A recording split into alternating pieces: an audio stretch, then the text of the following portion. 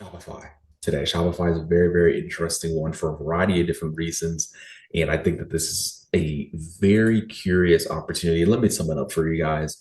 Although we were at a great pullback level, they just beat on earnings and we got a lot of positive catalysts for them.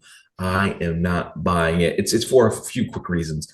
One, they just keep struggling to make money. They struggle to make money quarter over quarter. So we see them perform really well, then perform haphazardly, then they lose money. And this happens all the time with Shopify. Two, their competition is absolutely fierce. This e-commerce space has a lot of different players. Shopify is certainly one of the largest ones, but one of them is a tad bit bigger. Amazon, you may have heard of him. Jeff Bezos, all the testosterone and all the Hulk genes that he's been taking, it's been helping the stock perform incredibly well. And in comparison, Shopify just doesn't produce nearly as much cash or as nearly as much value for investors. And lastly, three, Shopify has been on an aggressive downturn, although its competitors and a lot of its contemporaries have been pulled up by the incredible performance that we've seen from the rest of the NASDAQ, the rest of tech stocks. If you look at the actual chart here, you'll see that we've been on downturn since they actually posted earnings back in February. And I wanted to talk about this particular equity because we see this a lot where we'll have equities that were performing exceedingly well. We get an earnings call that is by and large a beat. We got surprises on earnings in terms of their revenue. We got earnings surprises in terms of earnings per share, and they were quite nice. 12.71% on earnings, 3.5% surprise on revenue. So why in the world did we begin to fall here? It's because one, money wasn't made. Two, there was a real concern about their guidance. Shopify believed that as the year pushed forward, their margins, then their revenue would begin to shrink. And they were right. This most recent earnings report that happened and saw this incredible gap. Mind you guys, this is the daily chart, but when they posted earnings, we saw them fall from this high up here to this high, this low here. It's almost a 20% drop in a day. That's incredibly aggressive for an equity like this. And so seeing that kind of action, it isn't exactly exciting, but I have seen all of these people talking about this opportunity as if this pullback is absolutely magnificent. Just because something's falling doesn't mean that it's going to be caught. You have to remember that falling knives, they don't have any handles. So you have to be so careful whenever you're hopping into these kinds of opportunities. When looking at the full financials, this also gives us an insight as to why I'm not super excited about the equity. I do believe that they're a good company at heart. They produce an incredible amount of money and market cap that relative to their debt is quite beautiful. They only have $1 billion in debt, but they only have $1 billion in debt. Their market cap is $75 billion. That's incredibly healthy. They have a beautiful amount of cash, which is right around $5 billion. They have a really great enterprise value. I love seeing all of these things in an equity that I'm interested in long term. But the reality of it is, when you look at things quarter over quarter, if we look at Q1 2023, we performed beautifully, ended up making $68 million in income. Fantastic. Q2 2023 performed just as beautifully in revenue, lost $1 billion. Q3, we came in and revenue kind of stagnated, but we had so much more cash that was being produced on less revenue than the previous quarter. In Q4, we saw much more revenue, roughly the same kind of income. And then this most recent earnings is showing us they're producing even more revenue and they're losing money. That's for a variety of reasons. Shopify, well, really all software companies have a lot of competition. There are a lot of things that can change. Their cost basis structure is constantly changing as they're fighting for the best They're fighting for the best people to be on payroll. They're fighting for the best designers to design their UIs. There's a variety of reasons why the core business is experiencing these ups and downs. The important thing is they're experiencing these ups and downs. And when you're looking at their revenue versus their cost of goods sold versus their gross profit, operating expenses, all of these bars feel very healthy, but then you look at their operating income, you can barely see it. You look at their non-operating income and expenses, you can barely see it on this chart. And that's really disheartening when you're talking about an equity that you're interested in potentially buying, even when time and again we have seen earnings surprise us over and over and over and over again. Breaking things down a little bit further and looking at some more breakdown from a couple different sites. This is from the Motley Fool, a really great resource that I use oftentimes when I'm looking at my long-term plays. They broke down a couple things that were very interesting and that really excited me about the equity initially. Things like they are really playing the long game in terms of generating profit. Their profit comes from two areas, at least that's how they break it up when they present their earnings. Primarily, things come from subscription solutions and merchant solutions.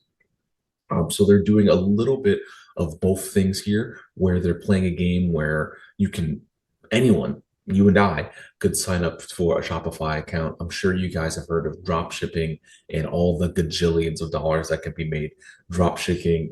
Whether that's right or wrong, or that's actually profitable remains to be seen, but it's a very, very large portion of their business, individuals and businesses subscribing to their services. And then you also have the merchant side of things.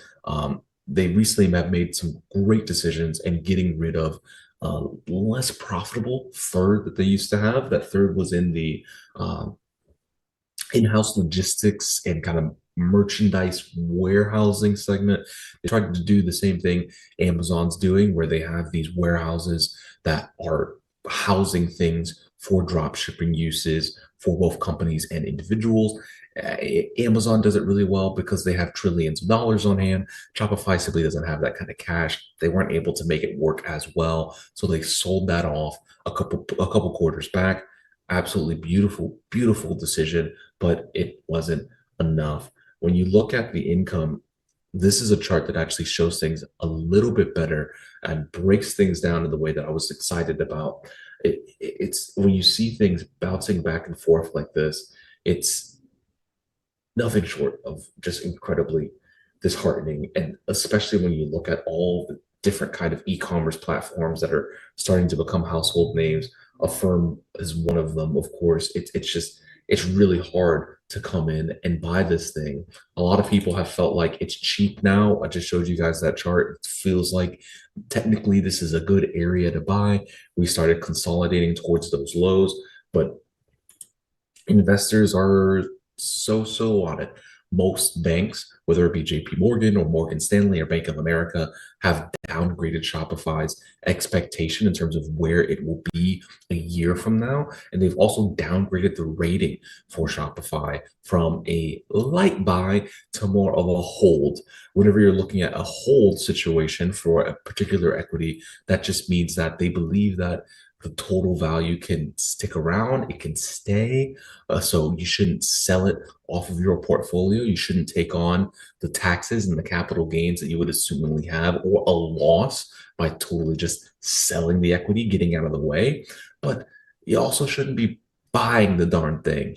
If I'm not looking at a strong buying scenario, an equity that has beautiful earnings, an equity that has a wonderful outlook, then it's incredibly difficult for me to buy it.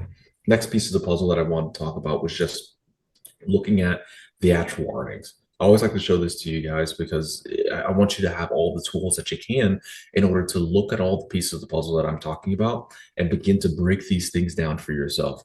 Our goal on this channel is really to be an educational platform that doesn't just show you or tell you what to think, but shows you how to create your own opinions on things.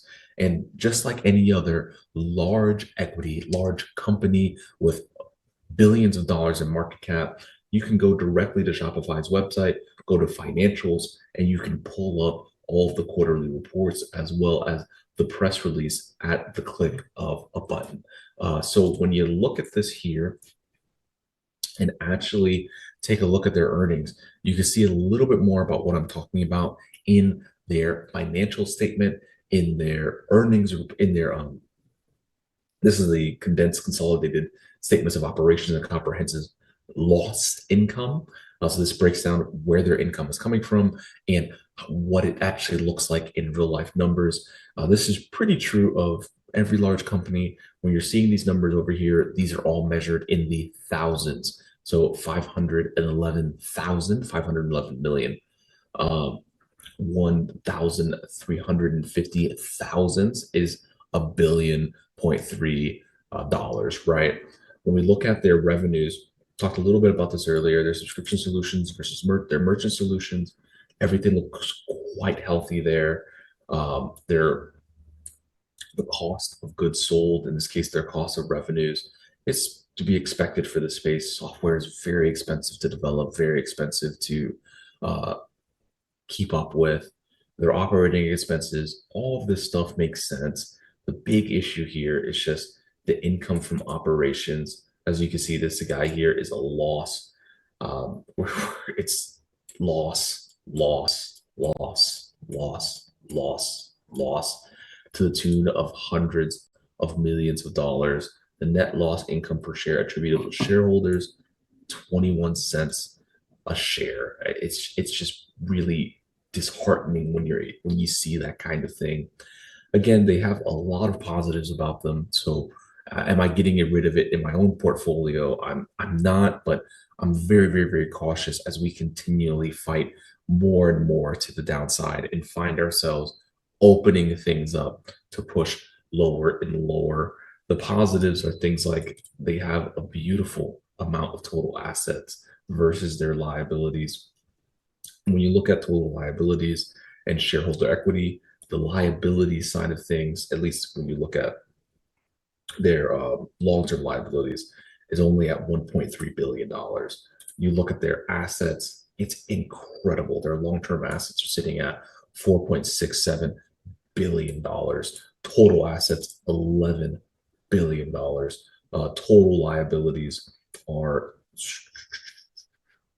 a little bit closer to say $3 billion. The math here isn't broken down the way that it entirely should be, but people can play with statements to show different data.